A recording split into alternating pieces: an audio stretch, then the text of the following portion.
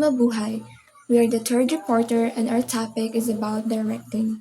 And today I'll be sharing you what directing means and the principles that make it effective. So, what is directing? Directing refers to the task of working with and through people to accomplish organizational goals. So, in other words, directing is the center of the role of management. Without directing, all other administrative positions such as planning, scheduling, and hiring have no meaning. So, examples of directing is in a restaurant, the manager tells the waiters how to properly serve customers, maintain cleanliness, and handle complaints. The manager also motivates them by praising good performance or giving small incentives for excellent service. This is an example of directing because the manager is guiding and encouraging the staff toward the restaurant's goal of customer satisfaction. So there are principles of directing, and first is the maximum individual contribution. So one of the main principles of directing is the contribution of individuals. So management should adopt such directing policies that motivate the employees to contribute their maximum potential for the attainment of organizational goals. Management must create a work environment that motivates and inspires employees to use their full potential through recognition, rewards, or good leadership. So example of this is a manager at a hotel motivates staff by giving employee a demand awards. This encourages everyone to work harder and serve guests better, which leads to better customer satisfaction and higher profits. And the second principle is the harmony of objectives. Sometimes there is a conflict between the organizational objectives and the individual objectives. So this means that sometimes employees' personal goals and the company goals don't align. So example of this is a travel agency wants to attract more customers by offering discounts. Employees might worry about losing commission. The manager explains that more customers means more overall sales, so everyone will still earn good commissions. This creates harmony between both objectives. And the third is the unity of command. This principle states that a subordinate should receive instructions from only one superior at a time. This prevents confusion, mixed messages, or conflicts. When workers know exactly who to follow, tasks get done more efficiently. So example of this is in a restaurant, if a waiter gets orders from both the head chef and the restaurant manager at the same time, they might get confused. But if only the manager gives directions, the waiter knows clearly what to prioritize. And next, the number 4 is appropriate direction technique. Among the principles of directing, this one states that appropriate direction techniques should be used to supervise, lead, communicate, and motivate the employees based on their needs, capabilities, attitudes, and other situational variables. So example of this is a tour guide supervisor might get step-by-step training to new guides or directive approach. But for experienced guides, they may use a motivational or supportive approach, encouraging them to handle tourists in their own style. Good morning, everyone. I'm the second reporter of Group 3, and my topic is about principle of directing, and there are 8 principles, and I will discuss the 5 to 8 principles. Number 5 is managerial communication. According to this principle, it should be that the instructions are clearly conveyed to the employees, and it should be ensured that they have understood the same meaning as was intended to be communicated. Pasabot ana niya kay it is the process where managerial share information and ideas with employees to achieve goals.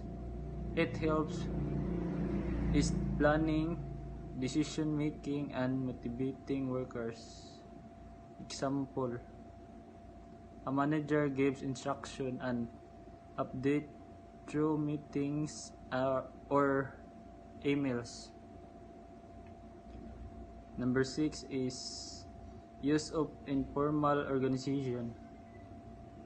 Within every formal organization, there exists an informal group or organization. The manager should identify those groups and use them to communicate information.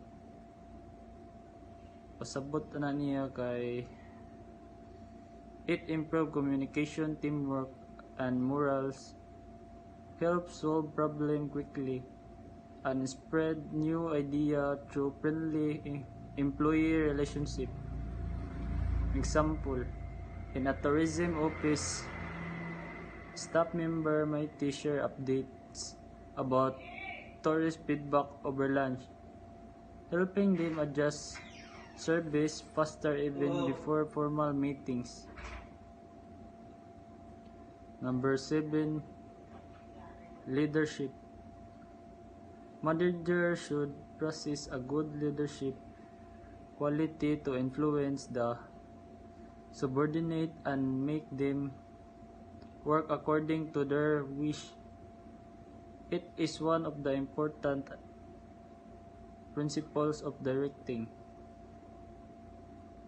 Pasabot na niya kay leadership is the ability to guide, influence, and inspire others to achieve common goals. Example, a tour guide showing leadership by keeping the group organized, motivating everyone, and making quickly decision during unexpected situation. Number 8, follow through. As per this principle, managers are required to monitor the extent to which policies, procedures, and instructions are followed by the subordinate. Pasabot ani niya kay it means completing what you start and keeping your promise or communicates until the task is done. Example, a student promised to finish a project and make sure to complete a submission it on time. That's all. Thank you. So, good day everyone. Today, I'll be talking about the traits theory of leadership. This theory is one of the oldest ideas about leadership. It suggests that some people are born to be leaders because they naturally possess certain qualities, skills, or abilities that make them capable of leading others. So, according to this theory, leadership isn't just about something you learn, it's also something that comes from within a person's character. So, Frederick Taylor, who was known for his studies on management, identified 10 important traits that a good leader should have. These are brain, education, special or technical knowledge, manual dexterity, manual dexterity or strength, tact, energy, grit, honesty, judgment or common sense, and good health. So, brain, which means having intelligence and the ability to think and solve problems. Next is education, which gives a leader knowledge and understanding to guide others. Next is special or technical knowledge, meaning expertise or skills in a specific field. And next, manual dexterity or strength, which shows a leader can handle practical or physical tasks. Next is tact, or the ability to deal with people wisely and respectfully. Next is energy, meaning being active, hardworking, and motivated. Next is grit, which refers to the perseverance and determination in facing difficulties. Next is honesty because a good leader must be truthful and trustworthy. Next is judgment or common sense, which helps a leader make smart and fair decisions. And lastly, good health, since leaders need both mental and physical strength to manage their responsibilities. So the so the traits theory focuses on who the leader is, their personality, abilities, and moral character. It tells us that leadership is not only about what a person does, but about the kind of person they are. Even though leadership today also involves skills and experience, this theory still reminds us that strong personal qualities like honesty, intelligence, and determination are the foundation of being a great leader. So Henry Payol trait test. Henry Payol came up with the traits that a manager should possess. These are physical qualities. These are traits related to a person's physical health and strength. Example, a manager who is active, healthy, and energetic enough to handle long working hours. Vigor and health refers to having the energy and physical fitness to perform duties effectively.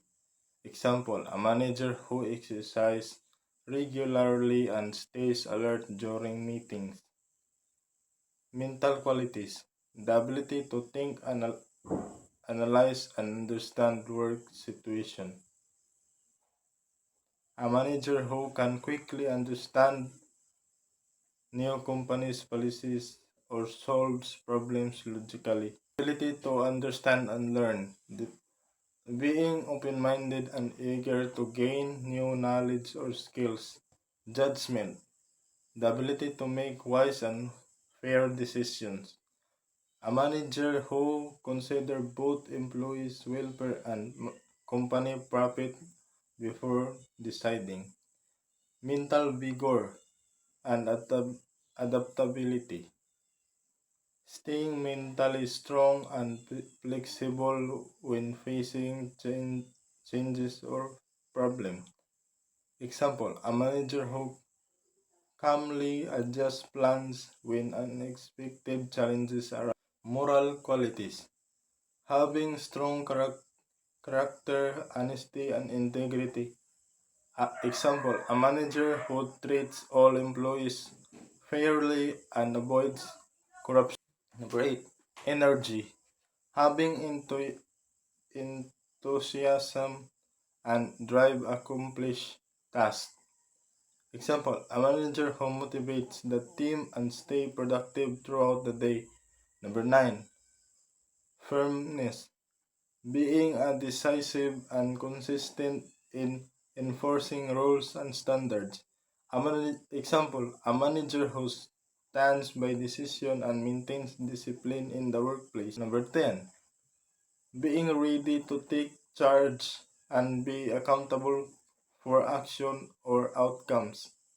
Example, a manager who takes responsibility when project fails instead of blaming others. Initiative, the ability to act on one's own without waiting for instruction.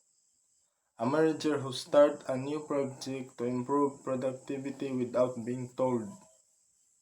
Loyalty, being faithful and devoted to the organization and its goal. Example, a manager who supports company policies and promotes its good image.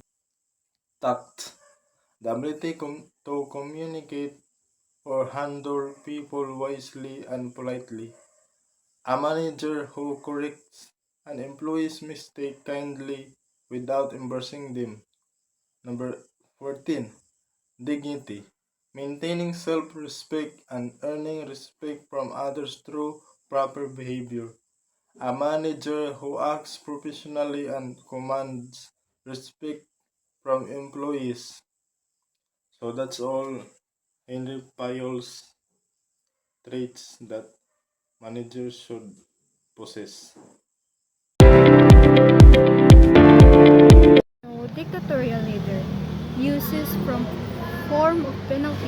achieving his task, he maintained a highly critical and negative attitude towards his subordinates. So, ang dictatorial leader is mao ni siyang dako-dako. For example, sa military, mao ni siya ang magmando ug unsay dapat buhaton. So, dictatorial leader kay mogamit sila og pwersa or manghadlok sila para masunod ang ilang gusto. So, number 2 is autocratic leader. Autocratic leader plays the role of a paternalistic leader who motivates their subordinates to rely to him to their satisfaction. So for example, a company boss who make okay decisions but still provides guidance and motivation. For example, ani niya kay manager gani. So number 3 is democratic leader. Thrive on conclusion with the subordinates who are encouraged to participate in planning, decision making, and others. So, for example, a school principal who asks teacher and students for input before making policies. So, na siya comparison. Builds trust and teamwork but can slow decisions. So, number 4 is laziest fear leader. Laziest per leader is trend tends to get resolved completely for subordinates. He is a part of the group. Each individual is permitted to do his task individually. So, for example, Kai, project manager who lets team members how to decide complete task in their own. So, ang laziest per leader di ay kay na sila rights to make their own decisions. So, last is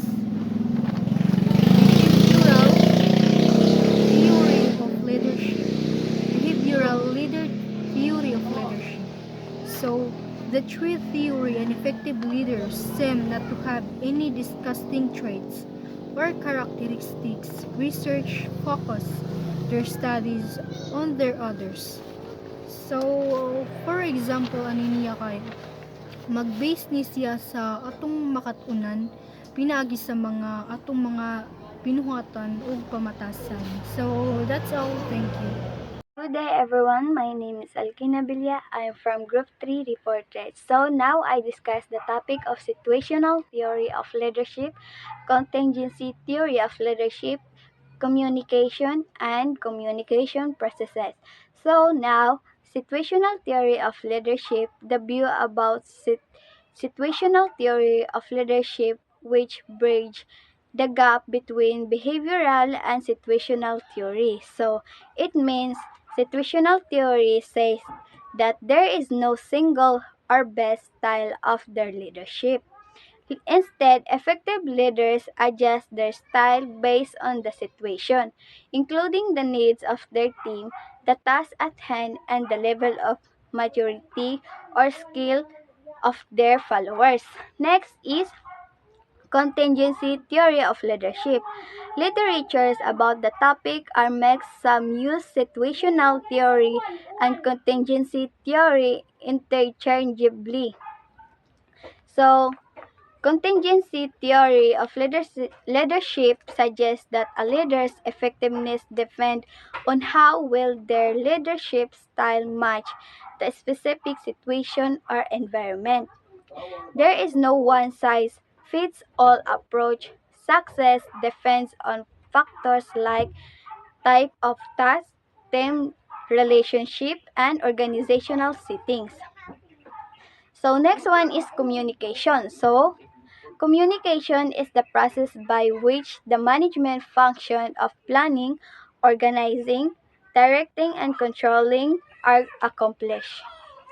So, communication is the process of sharing information so that management functions such as planning, organizing, directing, and controlling can be effectively carried out. Last one is communication processes. So, sa communication processes is there are simplest communication processes. So, communication processes involves three basic elements. So, they have a sender, message, and receiver. So sa sender, the person who send the message. Sa message is the information or idea being communicated. Sa receiver is the person who receive and interprets the message. So that's all. Thank you. The following are the important components. Number 1, sender or source. Number 2, message. Number 3, channel. Number 4, receiver. Number 5, feedback. And number 6, environment. So here's the explanation of each component. Number 1, sender, source. The sender is the person or group who starts the communication. They are responsible for creating and delivering the message. In any organization, the sender's role is important because how they send information affect how the receiver understands it. Example, a teacher's giving instruction to students. The teacher is the sender. Number 2, message. The message is the information, idea, or feeling that the sender wants to share. It can be spoken, written, or shown through gestures and symbols. This is what the sender encodes and sends to the receiver. Example, the teacher's instruction or lesson is the message. Number 3, channel or media. The channel is the pathway or medium used to deliver the message from sender to receiver. It can be verbal like talking or a phone call or non-verbal like text, message, emails or body language. Choosing the right channel helps makes the message clear and effective. Example, the teacher uses a PowerPoint presentation or a classroom discussion as a channel. Number 4, receiver. The receiver is the person or audience who gets the message from the sender. Their job is to understand, interpret, and respond to the message correctly. Communication is successful only if the receiver accurately understands what the sender means. Example, the students listening to the teachers are the receiver. Number 5, feedback. Feedback is the receiver's response to the message. It shows whether the receiver understood the message or not. Feedback can be verbal, saying, "I understand," or nonverbal, noting facial expressions. It helps the sender know if the communication was effective. Example, students asking questions or nodding during a lesson is feedback to the teacher. Number 6, environment. The environment refers to the setting or situation where communication takes place. This includes physical surroundings like noise, temperature, setting, and social factors like relationships or mood. A good environment makes communication clearer, while a poor one can cause misunderstanding. Example, a quiet classroom is a good environment for learning. A noisy one makes it harder to communicate. The communication process. Sender or source. Irrespective of any kind of organization, the source of the information greatly influences the manner by which the communication is received. Encoding. From the desire to communicate comes the sophisticated activity of encoding. Message. This is the physical form into which the sender encodes the information. Channel and media. The channel is a pathway the message will take to the receiver. This is dictated by the organizational structure of the business organization. Mayong adlaw sa tanan. Today, I will be reporting about Figure 2, Communication, Media, and Manager's Job. This topic is very interesting kay makahatag ni og kaalam ug awareness sa ato tanan. So sit back, relax, and let's start our discussion. Figure 2, Communication, Media, and Manager's Job. This figure shows unsaon paggamit sa communication sa trabaho sa manager. Ang manager dili lang magplano, pero kinahanglan kabalo mo communicate gamit ang oral o written para sa effective communication. Communication media, mga paagi sa pag-communicate. A. Oral communication, this means pagsulti nga communication. Example, face-to-face, direct nga pakigstorya sa tao, personal nga meetings. Telephone, kung layo ang tao, tawagan para makahatag og instruction. Teleconference, online meeting gamit ang technology like Zoom, Google Meet. Conference and committee meeting, formal meeting para maghisgot og mga plano og desisyon sa kumpanya. A scheduled meeting, sudden or emergency meeting kung naay urgent concern. Managers use oral communication to give directions, share information, and make decisions. Planning. Planning means nagplano sa buhaton sa organization para mahimo ni. The manager uses communication to gather the information for forecast, mangolekta og data or info para ma-forecast ang future. Formulate and implement strategy and policy, maghimo og mga plano ug mag-apply sa mga rules. Preparation and use of plan, ipahibalo sa tanan kung unsaon pagtrabaho based sa plano. Example, mag-meeting ang manager ug mga staff para magplano unsaon pag-improve sa sales. Organizing. Organizing means pag-assign og mga task ug roles sa mga empleyado. Managers communicate to establish areas of responsibility. Kinsa ang responsable sa usa ka trabaho. Gather and use staff advice. Maminaw sa mga suggestions sa staff.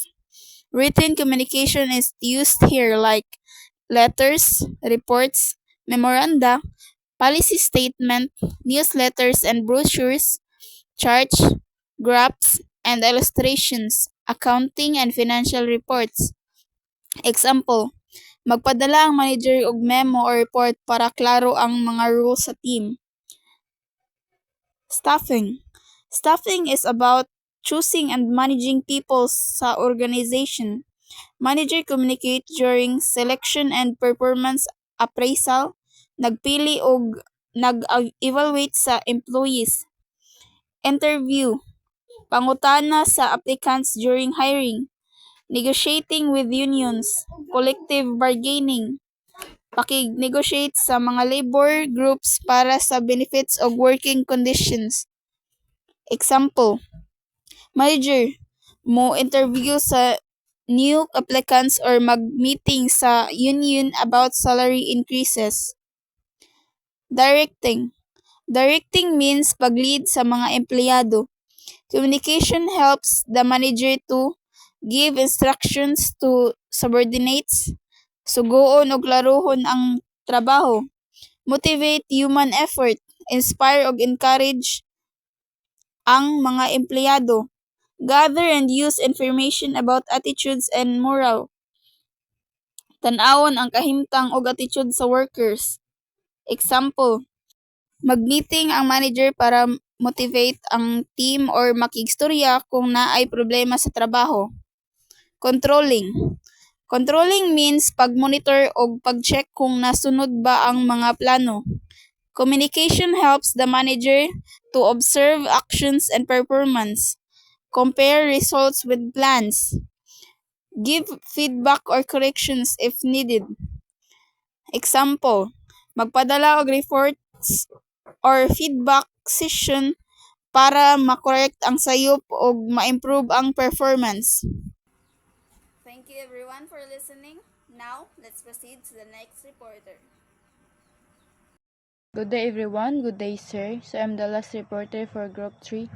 So communication concept first is body language. What is body language? Body language is nonverbal communication expressed through gestures, postures, and facial expression.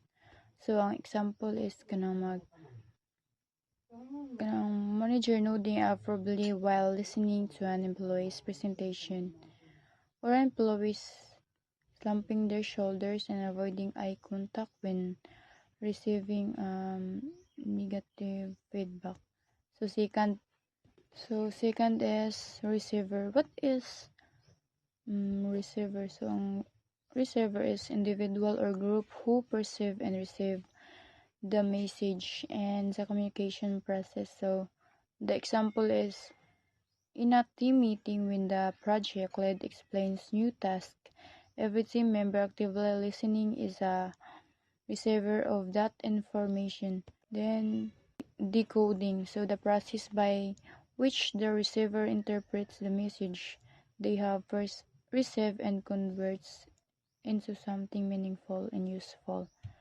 So example is marketing team receive an email from the CEO stating we need to boost Q3 sales. The team decodes this directive to brainstorm new strategies. Yun is ang noise. Any factor that creates confusion, disturbs, or interferes. So ang example is kanang construction site sa gawas sa office is making difficult to hear during a phone call.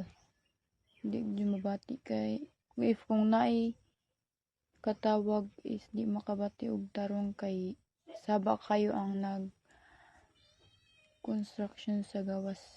So ang sunod is feedback, the action or response from receiver that indicates whether the message was received and understood as intended. So ang example is after a supervisor explains a new procedures, an employee's reply, so if I understand correctly, I need to submit the report by Friday and include data from the last 2 quarters. This is the feedback confirming their understanding. So there are 6 factors influencing communication and organization. First is levels of organization.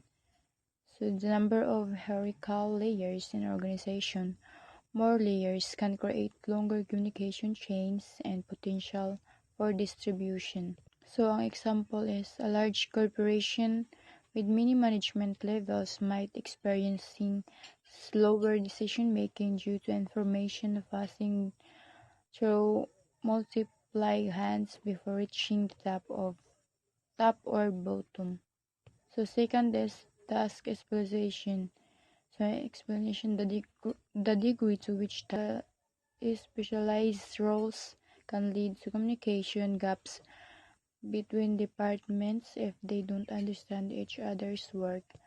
So ang example is an engineering team might use highly technical that a marketing team struggles to understand,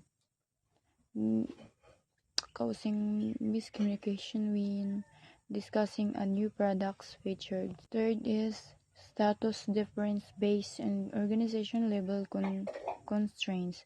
So ang perceived difference in power, authority, or prestige between individuals or group within the organization which can inhibit open communication. An example is employee might hesitate to voice concern or offer suggestion to senior executive due to fear or perceived status hierarchy, even if their input is valuable. 4 is procedure imposed by the organization. So ang explanation is formal rules, policies, and practices that dictate how information should be shared and who should be involved. So an example is a strict protocol requiring all internal communication to be approved by the different managers before being sent out. Can delay urgent responses. So 5 is physical distance between people. So separation between individuals or teams, greater distance can make face-to-face interaction difficult, leading the reliance on less rich communication channels. So example is Teams working in different buildings or countries might struggle with clear communication if they only rely on email and lack opportunities or video calls or in-person meetings. So last is pyramid shape. It refers to a traditional hierarchical organizational structure where power and communication generally flow top down. The shape inherently emphasizes the downward communication. So example is in a company with a strong pyramid structure, directive from the CEO flow down through vice president, then department heads, and finally to employees, often with limited upward or lateral communication encouraged. So there is the last part of types of communication flows in an organization. So first is downward communication. Information flows from higher levels of organization to lower levels, for example, from managers or supervisors to their employees. It is usually used to give instruction, explain policies, or provide feedback on performance. Second is upward communication. From lower levels of the organization to higher levels, from employees to supervisors or managers, it helps management understand employees' opinions, feedback, and concerns. So the examples is an employee submits a monthly report or suggestion and improvements to their manager. So example, a staff member reported problems to the operations managers. So the last is horizontal or level communication. Communication that occurs between people or departments at the same organization level. It promotes coordination, teamwork, and problem solving among peers. So ang example is two department heads discuss how to organize a joint event or share resources. The marketing and sales teams coordinated to plan the new product launch. So that's all.